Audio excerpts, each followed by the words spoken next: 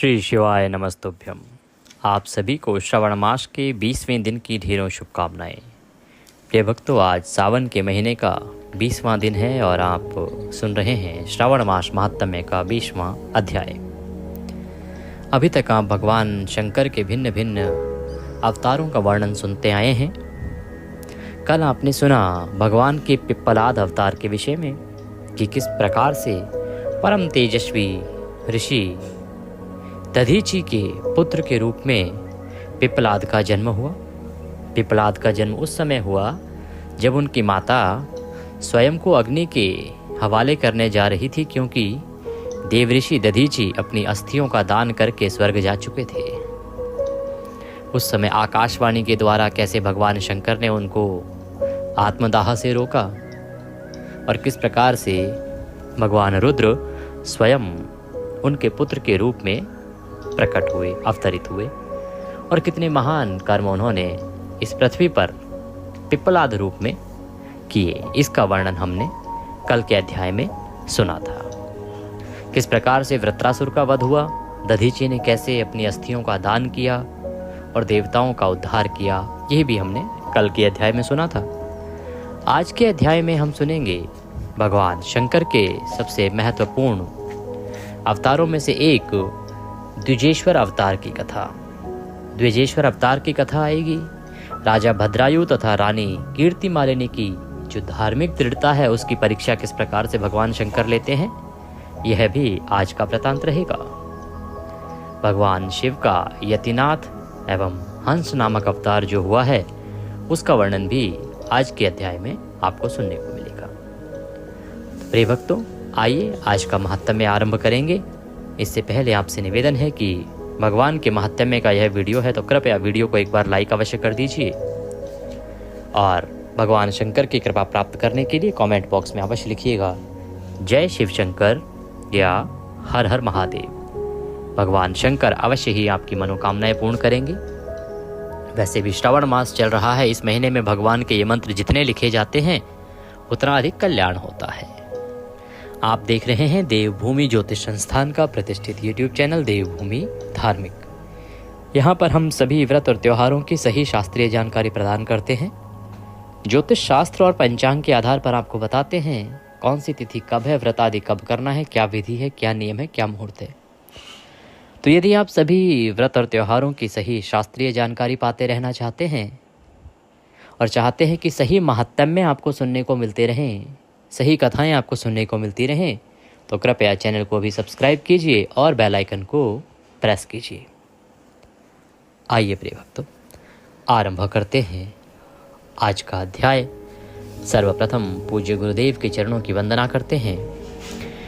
गुरुर् ब्रह्म गुरुर्विष्णु गुरुर्देव महेश्वरः गुरुर् साक्षात् परब्रह्म तस्मै श्री गुरुवे नमः। बोले गुरुदेव महाराज की जय। माँ सरस्वती के चरणों की वंदना करते हैं। या देवी सर्वभूतेषु माँ सरस्वती रूपेण संस्थिता नमस्तस्यै नमस्तस्यै नमस्तस्यै नमो नमः। बोले सरस्वती महारानी की जय। प्रथम पूज्य श्री गणेश जी महाराज के चरणों की वंदना करते हैं। बोलिए गजानन गणेश जी महाराज की जय। बोलिए गौरी शंकर भगवान की जय। बोलिए श्री श्रावण मास की जय। बोलिए श्री श्रावण मास महात्म्य की जय। सब संगत की जय। आप सभी दर्शकों को, आप सभी श्रोतागण को मेरा नमस्कार। आज का अध्याय आरंभ करते हैं। वैश्वनाथ अवतार का वर्णन नंदीश्वर जी करते हैं, और वैश्व अवतार का वर्णन करके नंदीश्वर जी ने द्विजेश्वर अवतार का प्रसंग चलाया। वे बोले, तात, पहले जिन नृपश्रेष्ठ भद्रायु का परिचय दिया गया था और जिन पर भगवान शिव ने ऋषभ रूप से अनुग्रह किया था, उन्हीं नरेश के धर्म की परीक्षा लेने के लिए वे भगवान फिर द्विजेश्वर रूप से प्रकट हुए थे। ऋषभ के प्रभाव से रणभूमि में शत्रुओं पर विजय पाकर शक्तिशाली राजकुमार भद्रायु जब राज्य सिंहासन पर आरूढ़ हुए, तब राजा चंद्रांगद तथा रानी सीमंतनी की बेटी सती साध्वी कीर्तिमालिनी के साथ उनका विवाह हुआ। किसी समय राजा भद्रायु ने अपनी धर्मपत्नी के साथ वसंत ऋतु में वन विहार करने के लिए एक गहन वन में प्रवेश किया, एक घने वन में प्रवेश किया। उनकी पत्नी शरणागत जनों का पालन करने वाली थी। राजा का भी ऐसा ही नियम था कि जो कोई शरणागत आता था, शरण में आता था, वह उसे अवश्य ही आश्रय देता था। उन राज दंपत्ति की धर्म में कितनी दृढ़ता है, इसकी परीक्षा लेने के लिए पार्वती सहित भगवान शिव ने एक लीला रची। अब क्योंकि भगवान पहले भी उन पर कृपा कर चुके थे, तो भगवान शंकर ने विचार किया कि इनकी परीक्षा ली जाए कि धर्म के अंदर इनकी कितनी दृढ़ता है, अर्थात धर्म के लिए ये कितने दृढ़ अपने निर्णय पर अडिग रह सकते हैं, क्या कर सकते हैं। इसकी परीक्षा के लिए भगवान शिव ने जो लीला रची, उसमें शिव और शिवा उस वन में ब्राह्मणी और ब्राह्मण के रूप में प्रकट हुए। जहाँ विहार करने के लिए राजा और रानी गए थे, उसी वन में भगवान शंकर और माता पार्वती एक ब्राह्मण और ब्राह्मणी का रूप धारण करके प्रकट हो गए। वो भी वहां पहुंच गए। उन दोनों ने लीला पूर्वक एक माया में व्याघ्र का निर्माण किया। वे दोनों भय से विहल हो व्याघ्र से थोड़ी ही दूर आगे रोते चिल्लाते भागने लगे। तो क्या किया कि दोनों ने एक बाघ बनाया, एक बाघ बनाया कि वो उनको खा जाएगा। तो बाघ जो है उनके पीछे पीछे दौड़ रहा है और वो दोनों ब्राह्मण ब्राह्मणी आगे आगे परेशान चिंतित बाघ से बचने के लिए दौड़ रहे हैं। बाघ जैसे शेर एक जानवर है, वैसे बाघ कहते हैं उसको। तो वह बाघ जो है वो पीछे पीछे दौड़ रहा है और आगे आगे वो दोनों दौड़ रहे हैं बचने के लिए। जोर जोर से चिल्ला रहे हैं और चिल्लाते चिल्लाते रोते विलखते भागने लगे। व्याघ्र का उनका पीछा करने अब व्याघ्र तेजी से उनका पीछा करने लगा। उसी समय राजा ने उन्हें इस अवस्था में देख लिया। राजा ने देख लिया कि एक ब्राह्मण और ब्राह्मणी भाग रहे हैं, उनके पीछे शेर पड़ा हुआ है उनको खाने के लिए। वे ब्राह्मण दंपत्ति भी भय से विहल हो महाराज की शरण में गए। जैसे ही उन्हें राजा दिखाई दिया तो वो भी उनकी शरण में गए कि महाराज हम आपकी शरण में, हमारी रक्षा करो। शरण में जाके बोले, महाराज हमारी रक्षा कीजिए, रक्षा कीजिए। वह व्याघ्र हम दोनों को खा जाने के लिए आ रहा है। समस्त प्राणियों को काल के समान भय देने वाला यह हिंसक प्राणी हमें अपना आहार बनाए, इससे पूर्व ही आप हम दोनों को बचा लीजिए। उन दोनों का यह करुण क्रंदन सुनकर महावीर राजा ने ज्यों ही धनुष उठाया, त्यों ही वह व्याघ्र उनके निकट आ पहुंचा। उसने ब्राह्मणी को पकड़ लिया। वह बेचारी हा नाथ प्राण वल्लभ शंभो, हाय जगत गुरु बचाओ बचाओ बचाओ इत्यादि कहकर रोने लगी और विलाप करने लगी। व्याघ्र बड़ा भयानक था। उसने जो ही ब्राह्मणी को अपना ग्रास बनाने की चेष्टा की, त्यों ही राजा भद्रायु ने तीखे बाणों से उसके मर्म में आघात किया। परंतु उन बाणों से उस महाबली व्याघ्र को तनिक भी व्यथा नहीं हुई। उन बाणों से उस व्याघ्र को कुछ हुआ ही नहीं, कुछ प्रभाव ही नहीं हुआ। वह ब्राह्मणी को बलपूर्वक घसीटता हुआ तत्काल ही दूर निकल गया, ले गया। वो अपनी पत्नी को बाघ के पंजे में पड़ी देख ब्राह्मण को बड़ा दुख हुआ और वह बारंबार रोने लगा। देर तक रोकर उसने राजा भद्रायु से कहा, राजन तुम्हारे वे बड़े बड़े अस्त्र कहाँ हैं? दुखियों की रक्षा करने वाला तुम्हारा विशाल धनुष कहाँ है? सुना था तुम में 12,000 बड़े बड़े हाथियों का बल है, वह क्या हुआ? तुम्हारे शंख खड्ग तथा मंत्रास्त्र विद्या से क्या लाभ हुआ? दूसरों को क्षीण होने से बचाना क्षत्रिय का परम धर्म है। धर्मज्ञ राजा अपना धन और प्राण देकर भी शरण में आए हुए दीन दुखियों की रक्षा करते हैं। जो पीड़ितों की प्राण रक्षा नहीं कर सकते, ऐसे लोगों के लिए तो जीने की अपेक्षा मर जाना अच्छा है। इस प्रकार ब्राह्मण का विलाप और उसके मुख से अपने पराक्रम की निंदा सुनकर राजा ने शोक से मन ही मन इस प्रकार विचार किया, अहो, आज भाग्य के उलट फेर से मेरा पराक्रम नष्ट हो गया, मेरे धर्म का भी नाश हो गया, अतः अब मेरी संपदा, राज्य और आयु का भी निश्चय ही नाश हो जाएगा। यूं विचार कर राजा भद्रायु ब्राह्मण के चरणों में गिर पड़े और उसे धीरज बंधाते हुए बोले, ब्राह्मण, मेरा पराक्रम नष्ट हो गया है। महामते, मुझे क्षत्रिय अधम पर कृपा करके शोक छोड़ दीजिए। मैं आपको मनोवांछित पदार्थ दूंगा। यह राज्य, यह रानी और मेरा यह शरीर सब कुछ आपके अधीन है। बोलिए, आप क्या चाहते हैं? ब्राह्मण बोले, राजन, अंधे को दर्पण से क्या काम? जो भिक्षा मांगकर जीवन निर्वाह करता हो वह बहुत से घर लेकर क्या करेगा? जो मूर्ख है उसे पुस्तक से क्या काम? और जिसके पास स्त्री नहीं है वह धन लेकर क्या करेगा? मेरी पत्नी चली गई, मैंने कभी काम सुख का उपभोग नहीं किया, अतः काम भोग के लिए आप अपनी इस बड़ी रानी को मुझे दे दीजिए। राजा ने कहा, ब्राह्मण, क्या यही तुम्हारा धर्म है? क्या तुम्हें गुरु ने यही उपदेश दिया है? क्या तुम नहीं जानते कि पराई स्त्री का स्पर्श स्वर्ग एवं सुयश की हानि करने वाला है? परस्त्री के उपभोग से जो पाप कमाया जाता है उसे सैकड़ों प्रायश्चितों के द्वारा भी धोया नहीं जा सकता।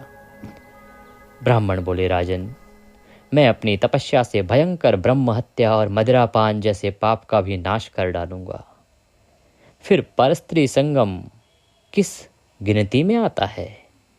अतः आप अपनी इस भार्या को मुझे अवश्य दे दीजिए, अन्यथा आप निश्चय ही नरक में पड़ेंगे।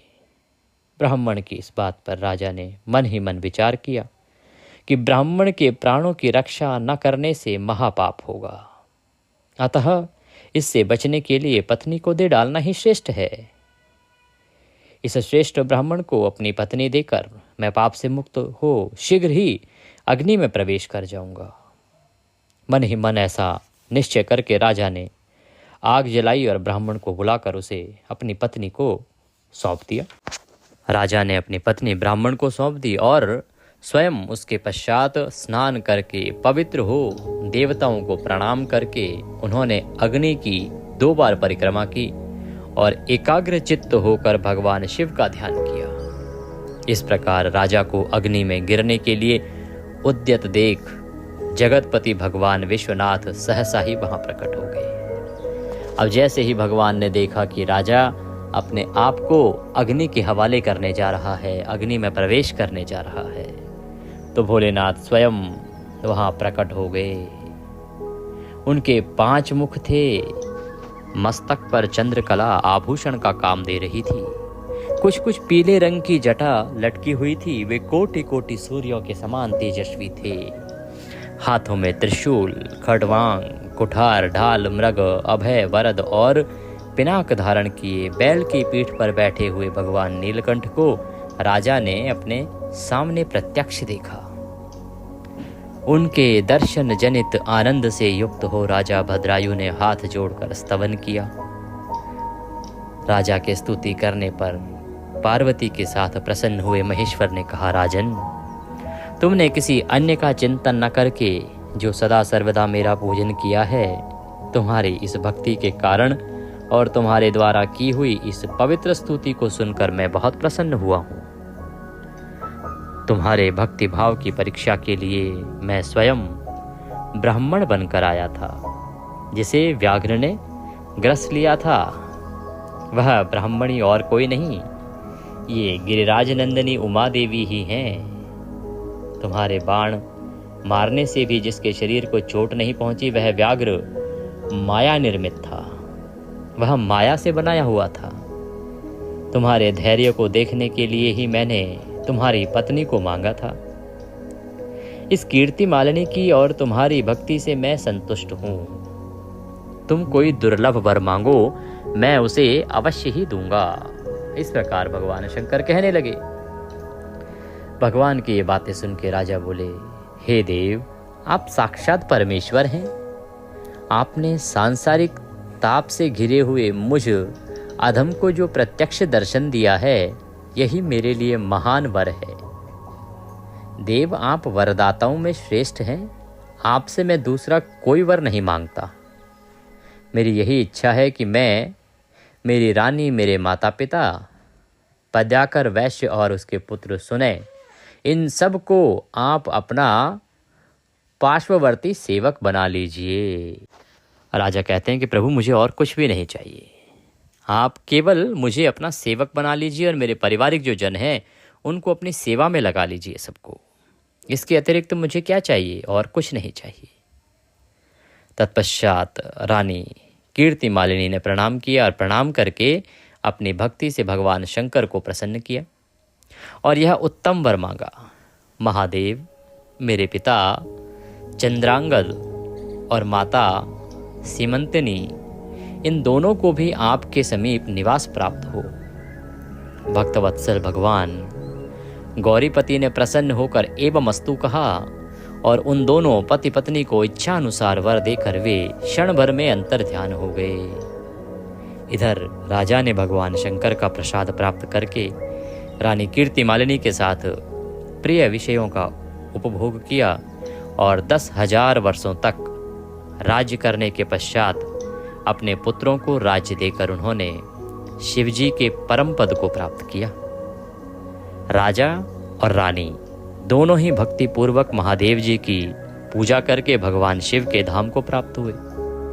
यह परम पवित्र, पाप नाशक एवं अत्यंत गोपनीय भगवान शिव का विचित्र गुणानुवाद जो विद्वानों को सुनाता है अथवा स्वयं भी शुद्ध चित्त होकर पढ़ता है, वह इस लोक में भोग ऐश्वर्यों को प्राप्त कर अंत में भगवान शिव को प्राप्त करता है।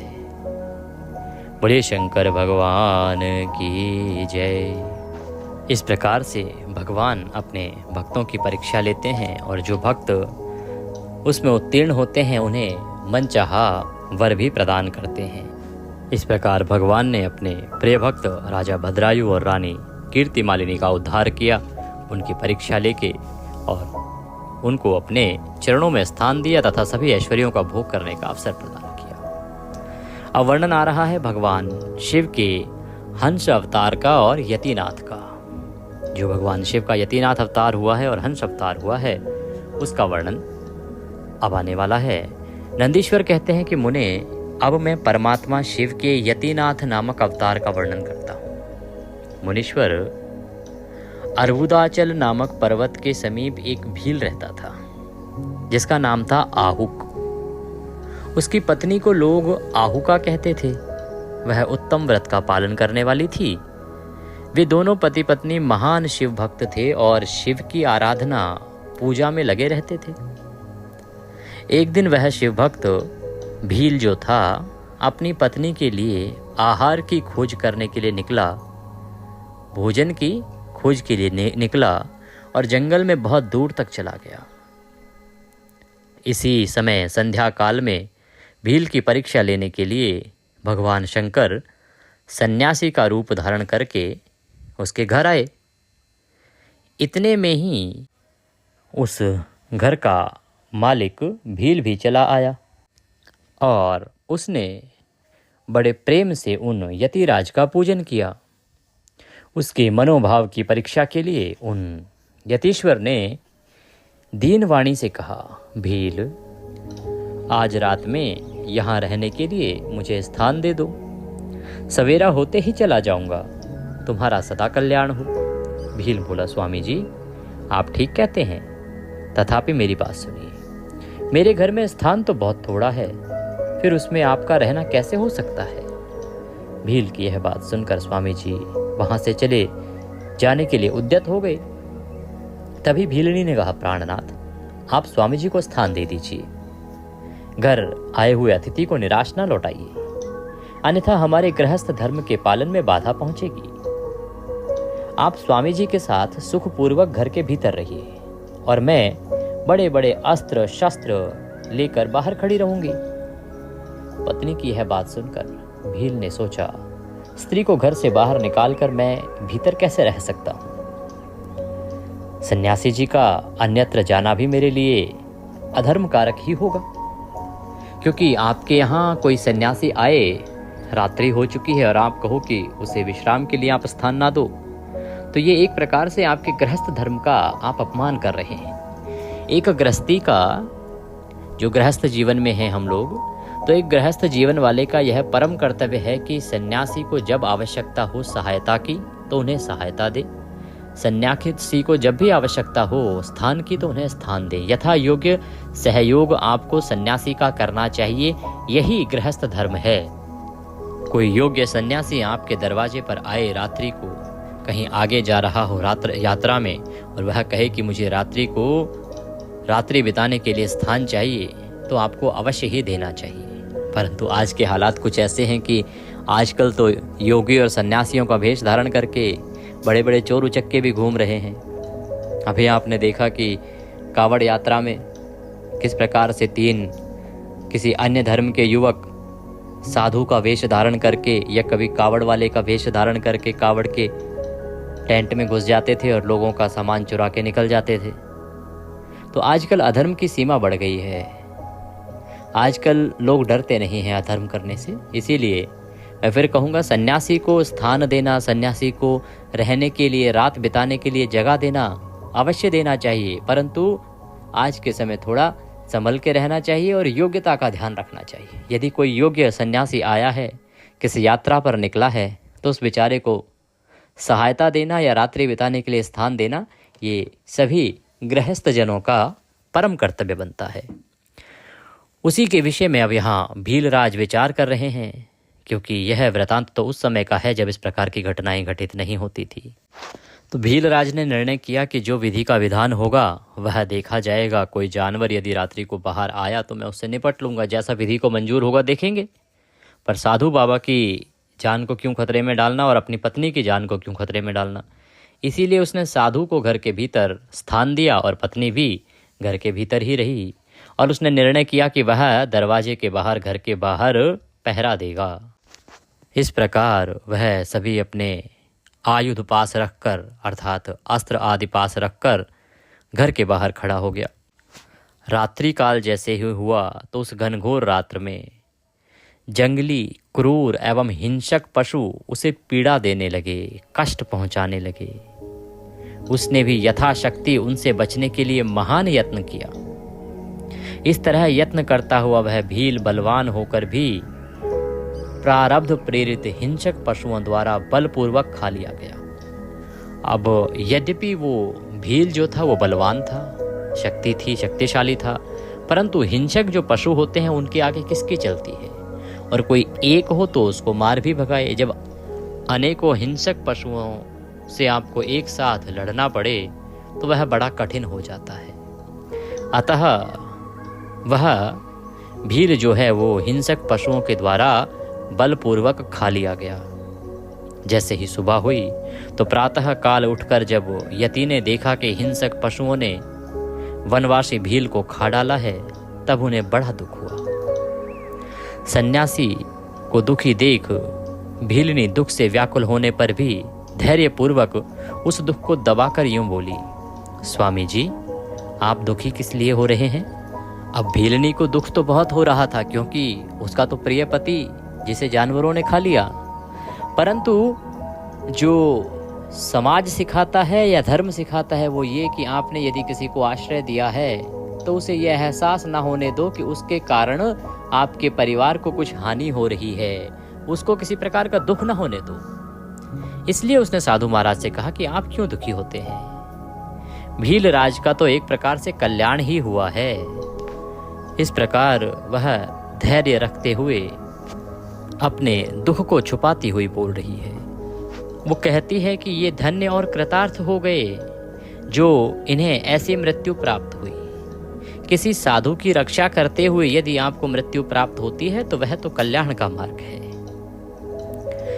मैं चिता की आग में जलकर इनका अनुसरण करूंगी और स्वामी जी मैं भी अब इन्हीं के साथ चिता में जल जाऊंगी, क्योंकि मेरा यही दायित्व बनता है। आप प्रसन्नता पूर्वक मेरे लिए एक चिता तैयार कर दें, क्योंकि स्वामी का अनुसरण करना स्त्रियों के लिए सनातन धर्म है। उसकी बात सुनकर सन्यासी जी ने स्वयं ही चिता तैयार की और भीलनी अपने धर्म के अनुसार उसमें प्रवेश कर गई। इसी समय भगवान शंकर अपने साक्षात स्वरूप से उसके सामने प्रकट हो गई और उसकी प्रशंसा करते हुए बोले, तुम धन्य हो देवी, मैं तुम पर प्रसन्न हूँ। तुम इच्छा अनुसार वर मांगो, तुम्हारे लिए मुझे कुछ भी अदेय नहीं है। ऐसा कुछ नहीं है जो मैं तुम्हें दे नहीं सकता। भगवान शंकर का यह परमानंददायक वचन सुनकर भीलनी को बड़ा सुख प्राप्त हुआ। वह ऐसी विभोर हो गई कि उसे किसी भी बात की सुध ही ना रही।